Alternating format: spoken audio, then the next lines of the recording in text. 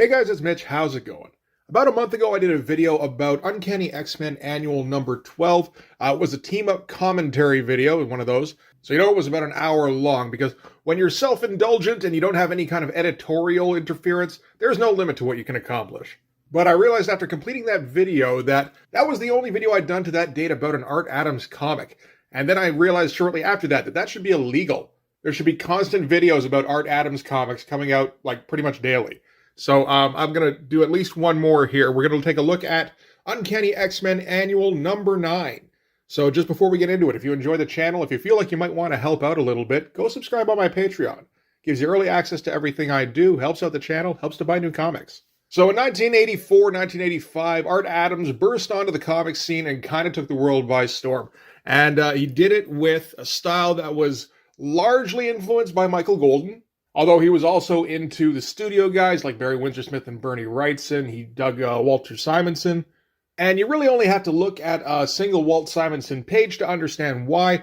He likes noodly details. He likes the page to have as much detail on it as possible. And in 1984, 1985, I mean, that was a style that people were really starting to respond to. It's interesting. If you think of like styles of the 70s, it largely would be stuff like John Buscema, John Romita, Neil Adams, guys who could do like effortless figure work. In the 80s, it was all about how much detail can you pile on a drawing. And of course, Art Adams' style would heavily influence the guys who came after him, which is interesting because it wasn't very long after him that they came. Out of the Image guys, like the founders, only Rob Liefeld and Jim Lee are younger than Art Adams. You think of like Mark Silvestri, Todd McFarlane, Jim Valentino, Eric Larson, all those guys got their starts in comics before Art Adams did. Even Jim Lee and Rob Liefeld, they started up like a year or so after Art Adams started up. I remember reading about like influences before and thinking like, oh yeah, no, they grew up on Art Adams stuff. It's like, no, they fucking didn't. They were like 16, 17, and just getting to the point where it was starting to become feasible to become a comic artist, and then this fucking bombshell dropped, and they were like, I need to draw like that. And I don't blame them. Art Adams has managed to capture kind of an ideal look for superhero comics, in my opinion. I love all the detail. I love the builds of the heroes. I love the compositions he comes up with. There's a solidity to everything that just seems right for comic books. And so the comic we're going to take a look at today is one of his first works. I think it's kind of generally accepted that the first work he did for Marvel was Longshot miniseries. And that doesn't seem to entirely be the case. It seems like he started working on Uncanny X-Men Annual number 9 before he started working on Longshot, but I guess he stopped halfway through when they assigned him a miniseries to work on. According to legend, it took Art Adams about 8 months to finish the first issue of Longshot, and while I'm sure he did take way too long to complete those pages, it's also probable that he was working on some stuff in between, like Uncanny X-Men Annual number 9. So let's get into this. This is actually a continuation of the New Mutants special, which I was not aware of when I first got this. In that issue, Loki of the Asgardians basically kidnaps the New Mutants and Storm, because she's the one watching after them, and takes them all to Asgard. And Loki and the X-Men have had dealings before, and after that he promised never to bother the X-Men again, and making that kind of promise just always gets under Loki's skin, so he has to go and break it. So that's the situation where we start this issue. The New Mutants and Storm are away in Asgard. Loki has managed to turn Storm's mind so that she loves Asgard and she thinks positively about Loki, and she doesn't give a shit about the New Mutants. And so in this issue, the X-Men are going to have to go and rescue everybody. So on the cover, of course, we get our homage to Journey into Mystery number 83. So the first appearance of Thor, only in this case, Storm gets his position there, because this is eventually what she's going to look like, where she's got the Thor-style hammer. And some fun designs on everybody. You got to like mimic the poses that were on the original cover, of course, with Warlock taking on one of the, what are they, like Toadmen or something? I honestly don't remember who Thor fights in Journey into Mystery number 83. Okay. And interesting little thing I hadn't noticed about this before, Walt Simonson helped out on this cover. And once you know that, you go, oh shit, yeah, he did. All this background stuff is Walt here. So that's cool. All right, so Uncanny X-Men Annual number 9. This is, of course, back in the day when an annual was just a really big issue. I think this is about 48 pages. and it's pretty much self-contained, which is very helpful. And we start out with an image of the X-Men that you might be familiar with. I know I collected the Marvel Superheroes Trading Cards Series 1 and Series 2. And this is the shot they used for the X-Men team card in that series. And at that point, I'd really only read the From the Ashes trade paperback, so I did know most of these characters, but I didn't know what the new incarnation was.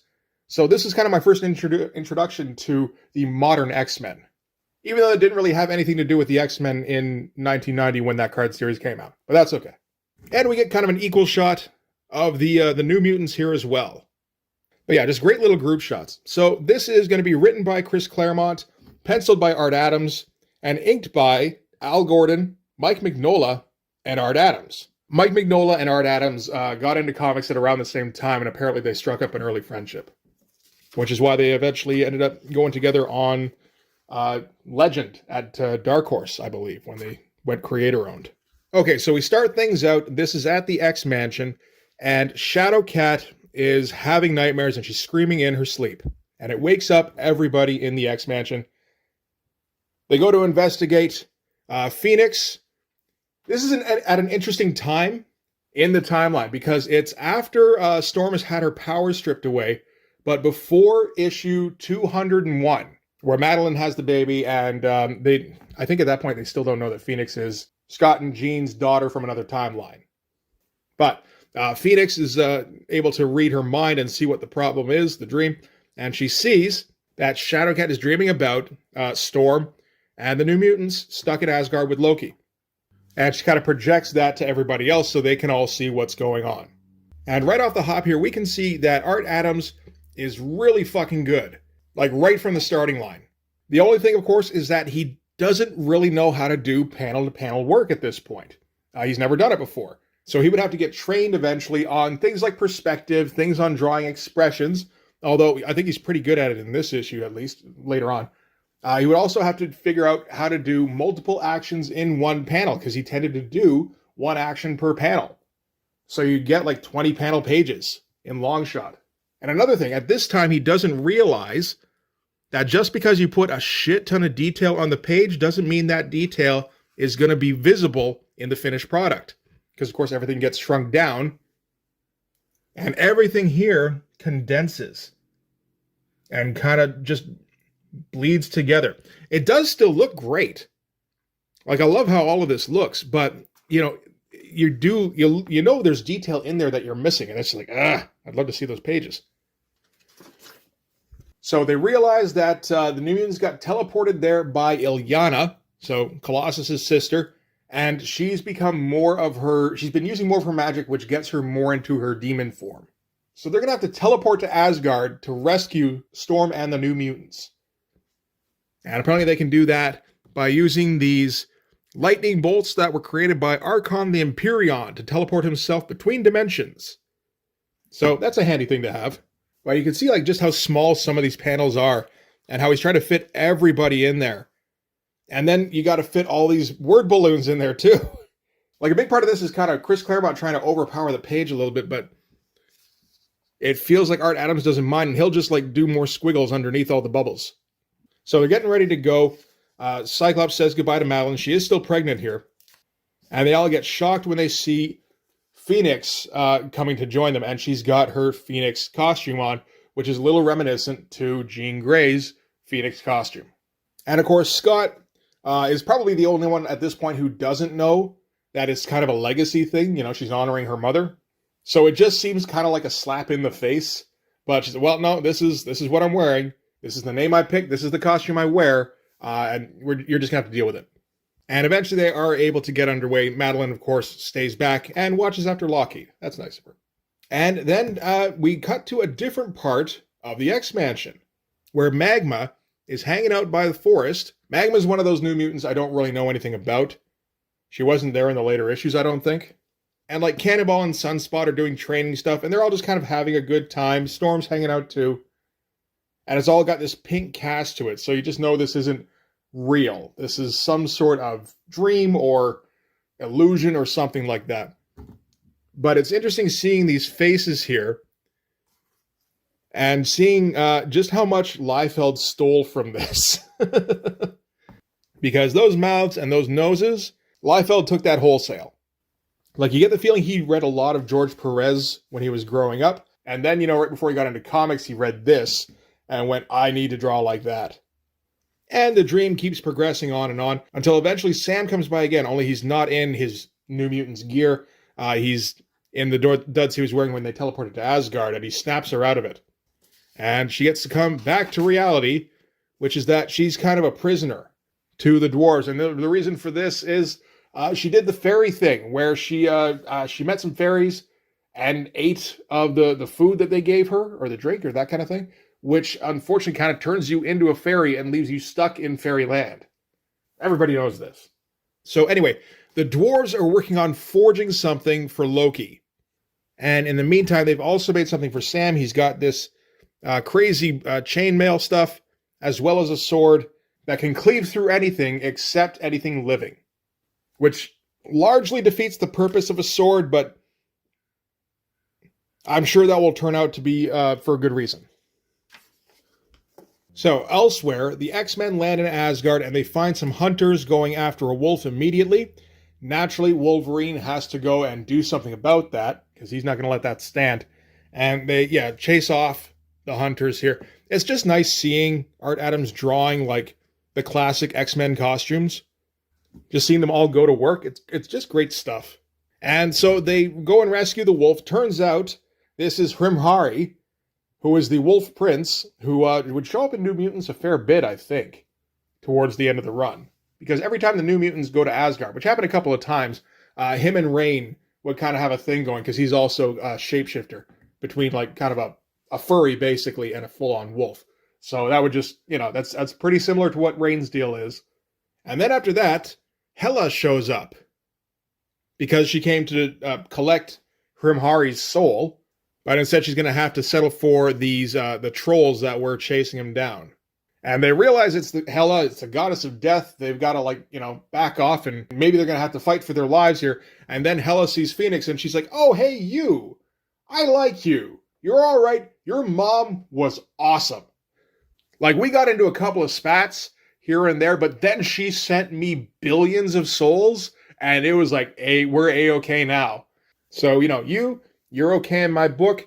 You and your buddies can just be on your way, be at peace. I'll catch you later. And they're all just a little unnerved by that, but at least they don't have to fight the goddess of death now. That's probably good. So elsewhere in Asgard, Warlock turns into like a hawk form so that he can check out this other hawk who's been flying around, I think, the New Mutants camp. And he's been assigned to look for Storm, but apparently he just keeps checking out the hawk. Because they don't realize that actually is Storm. Loki changed her form so that she could fly around a bit and stuff, because she can't really do that anymore, right? She doesn't have her powers. And in the meantime, they're going to try and find a way to defeat Loki and rescue Storm. And what they've found are some grimoires that Loki owns. That Illyana can work, except that she can't read them. But Doug's thing is that he can read all languages. So he needs to stick around and translate for Illyana. And it doesn't help that Illyana is just straight up being a bitch the whole time. Because, again, she keeps using magic a little bit. And the more she does, the more evil she turns. She's not really fully evil at this point. She's just, mean. So elsewhere, the Stormhawk, there's another character name I could use, returns to Loki, and he notices Warlock following her, so he knocks him out of the sky with an arrow.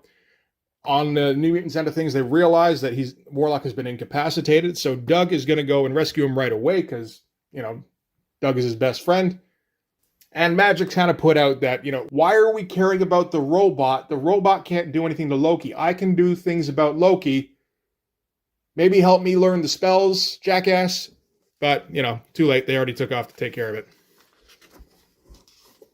And yeah, so after Storm's flight, she's going over it with Loki and just how exhilarating it was and how much she loves Asgard and really doesn't give a shit about the X-Men anymore because of Loki's spell that he cast. And the point of all this is to get Storm to become the next god of thunder and succeed Thor and take on his mantle. And with that, Loki will be able to become ruler of Asgard. So, sort of business as usual for Loki.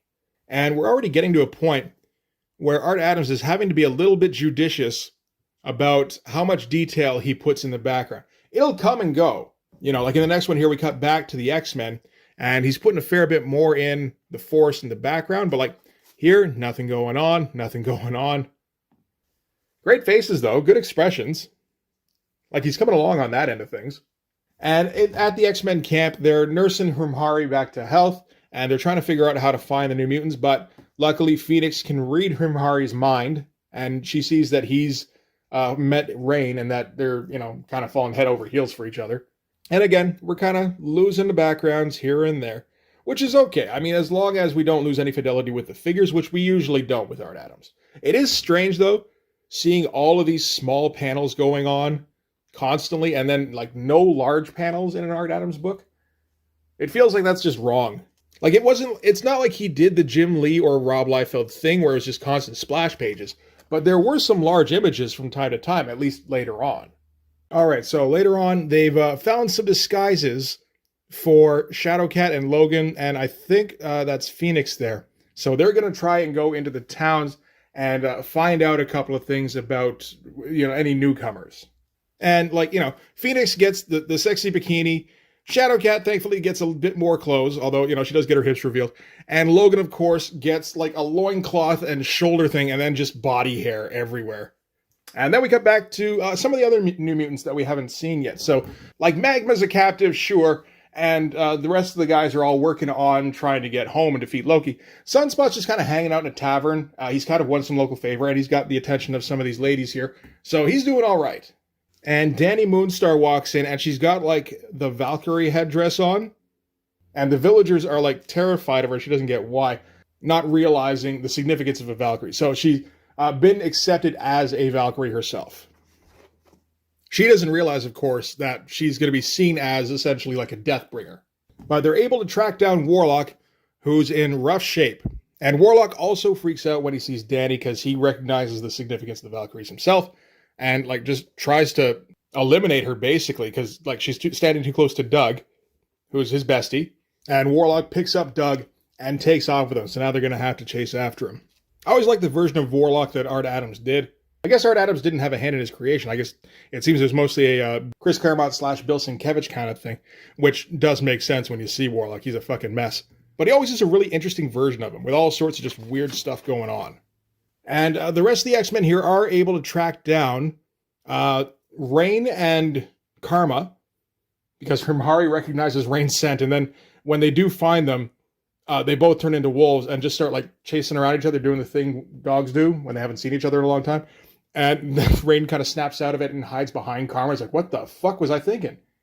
And since they found those two, they've also found Magic. And Magic hasn't been able to read the books very well, but she has been able to figure out a locator spell so that she can home in on Aurora at least. But she's not really paying attention, so she doesn't realize that by essentially trying to cast a spell against Loki, she's going to alert Loki to her presence, and he shows up immediately and incapacitates them all. Fun little panel. And elsewhere, so Doug and Warlock have gotten away from Dani Moonstar at least, and Warlock is about ready to die, essentially. He's taken too much damage, he's used up too much energy, and he doesn't have a way to repair himself, and he's running out of juice now. And Doug offers that he can use his life energy to sustain himself at least until they get back. So they go for, like, a merge thing here. So we'll see them again later on in the comic. Brief stop with Phoenix, Shadowcat, and Logan, and just kind of a weird headshot of Logan. It's interesting to see a Wolverine that Art Adams doesn't quite have the hang of drawing just yet. And then we're back to Cannonball and Magma. It's interesting how Chris Claremont's managed to split up all the groups here, because it's basically just the two units, right? But he's got the New Mutants split up into 2 or 3 groups. He's got the X-Men split up into a few groups. So he's kind of got all these mini subplots that he can just kind of whirl around each other and eventually tie together at the end, theoretically. So Magma and Cannonball are taking the weapon that the dwarves made for Loki to Loki. And on their way, they run into Logan and Shadowcat. Okay, so that's those two met up. That's good.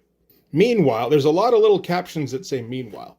back to Loki and the other X-Men, who have all been captured now. And that's a lot of dudes in one panel. It's a pretty great looking panel. And not only that, I'm noticing a pickup in the detail here. Has that been going on for a little while? Yeah, a little bit here. So I wonder if this is when he came back to it after working on something else. Feels like it maybe. So he doesn't, I don't know, it doesn't seem like he's got much of a plan, really, other than to take the X-Men prisoner. He just wants more X-Men. So he binds Rain and Hrimhari with these like leashes and turns them into these hellhounds, essentially. And he's going to send them to go hunt down Shadowcat and Logan and them.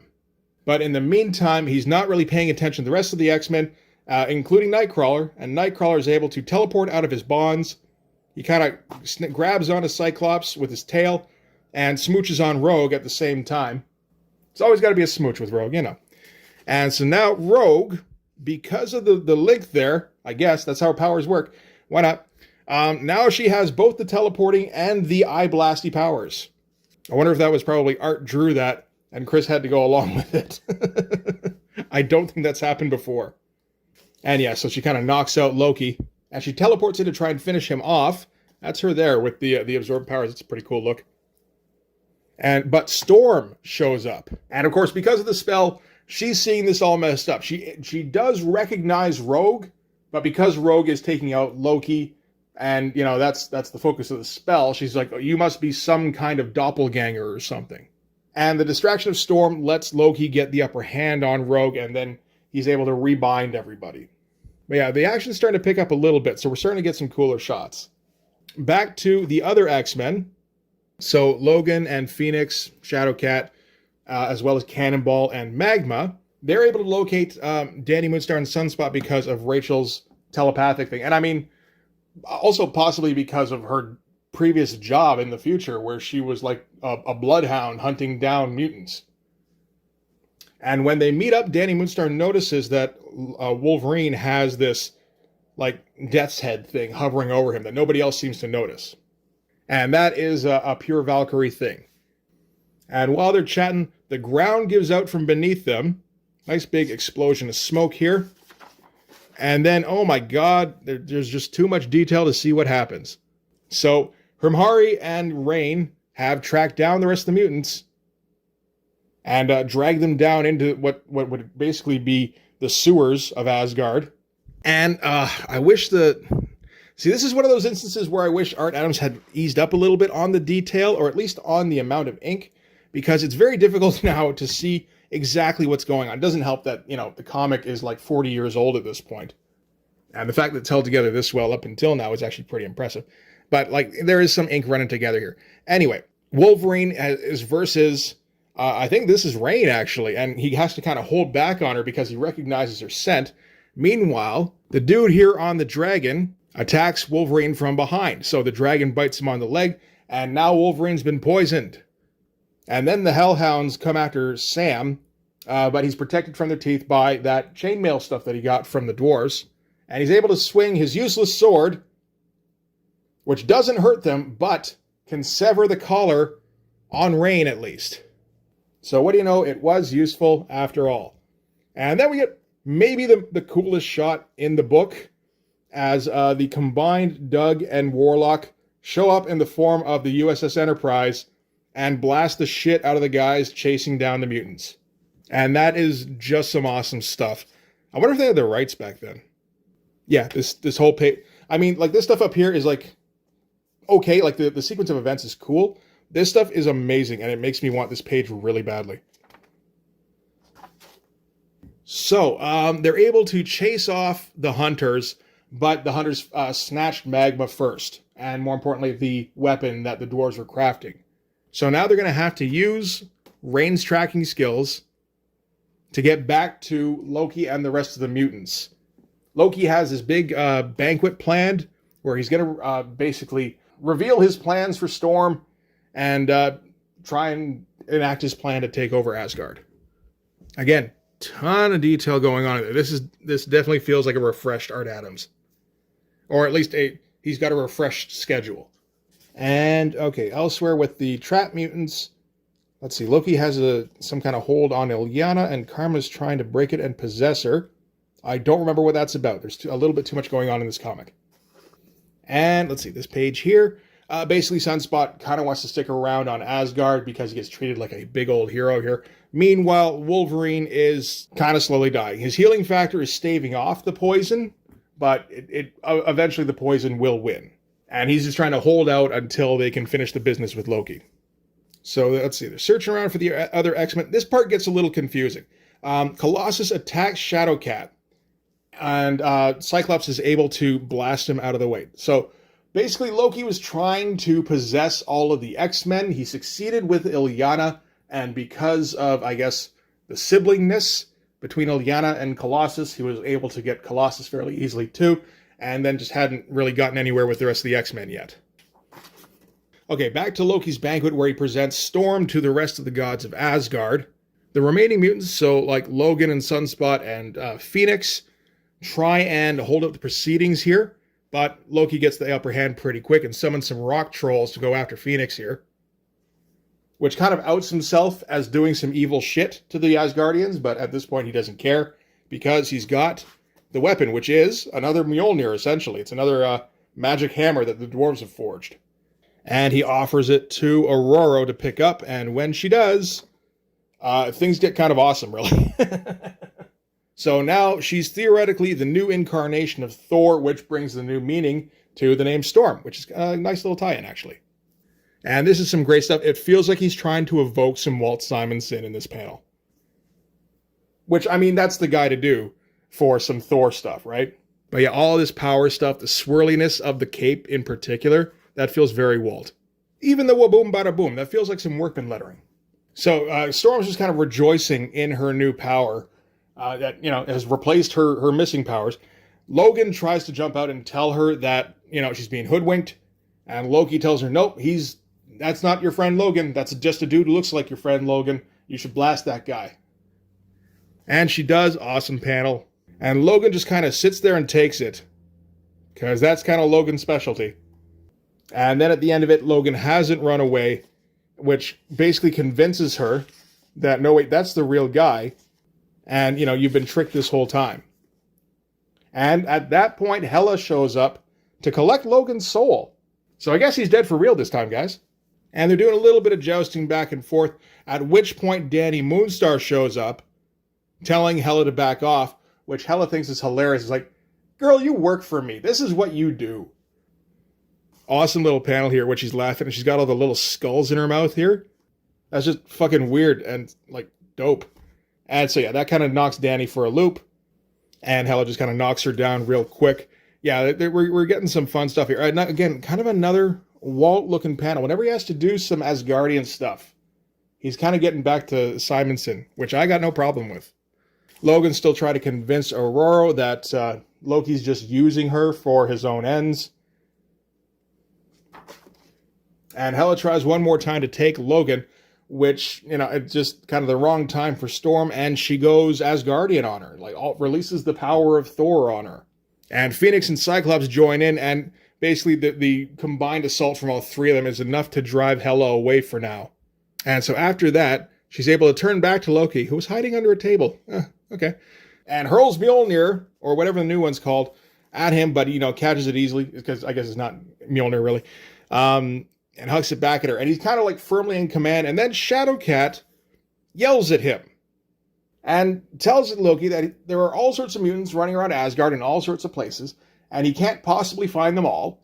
And eventually, one of them is going to be able to find Balder or the Warriors 3 or whoever, and let them know about Loki's plans to become the king of Asgard. And then they're going to put a stop to that shit real quick. So she threatens to tattle on him. And it kind of ends with Loki being, I guess, as much impressed by the gumption to stand up to him kind of thing. It's like, all right, I guess. And I mean, you're just going to make my life hell for a little while, so why not? So yeah, we're getting near the end of the issue. We kind of had our big confrontation, really, with Storm versus Hela, so we got to kind of subvert that a little bit now with just, outright blackmail and negotiation a little bit. So, yeah, Loki agrees to send everybody home, including Magma. She's not going to be a fairy anymore. And there is a bit of a fuss about Dany taking the Pegasus that she was riding around as a Valkyrie, which Loki at first is not going to let her have, but I think it's the other Valkyries who tell her that, no, you can keep them. Like, it's kind of a part of her soul now. So, okay, I guess Dany's going to have a Pegasus going forward. Why not? And Loki's going to try one more time to win Storm over to his side. Because, okay, so I'm going to send you guys back now, but just, reminding you one more time, once you get over there, Storm, you're not going to have any powers anymore. So, I mean, you can go back and just be a regular person, or you can kind of stay here and be like a full-on goddess with insane powers and, like, rule by my side and stuff. But this is like a one-time offer, so, like, if you say no now, we're done. I'm not going to offer this again. And Storm doesn't even need to think about that. She just kind of smashes the hammer here and goes, just send us back. And Loki gets enraged and gets ready to send her back, and at the same time thinks to himself, gee, that woman is incredible. It would almost be worth losing the throne to win her to my side. So fun kind of stuff. You always get that kind of stuff in a Claremont book where you just get, people thinking things that maybe we can flash back on later. So like if in future, we ever want to do Loki and the Asgardians with the X-Men again, he was thinking it last time. Why not? And so they all say their goodbyes and get sent back. And I guess to remember her by, Loki creates a Storm action figure. Kind of a fun shot and only a little bit creepy. But, at least we get the one big shot here of Storm in her kind of sick Asgardian costume. I do like the combination of, like, the winged ears with the mohawk. It works nicely. So, it's time for Secret Wars 2, guys. That's just as good as Secret Wars 1, if not better. It's probably twice as good. So, that's going to do it for Uncanny X-Men Annual number 9. So, as far as a comic goes, honestly, it's kind of a bit of a mess in terms of the story. Partially, it feels like there's too many characters, and he's trying to split them up too much, which, I mean, I do like the fact that there's multiple storylines going on, but it feels like we're flipping between them a lot, but for no real reason other than they're split up. They're not trying to accomplish different goals a lot of the time. The art is a fair amount of fun. I think it's not as good as it gets later on. Like, I think back at that Uncanny X-Men Annual number 12 that we looked at just a couple of years later. That's a lot more interesting. It's just a lot more fun to look at.